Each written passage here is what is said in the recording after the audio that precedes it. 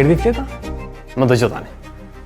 Bëj një foto se për kë votove dhe dërgoja kushërinë në Shqipëri. Ai do të ndihmoj të marrësh legalizimin e asaj shtëpisë që ke 20 vite që pret.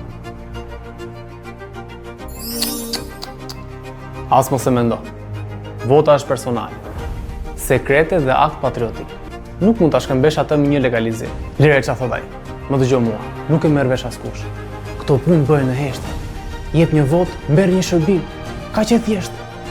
Shtëpia legalizohet, kusha ngrihet në detyrë dhe ti merr hipotekën që nesër. A e di se shkon në burg për këtë?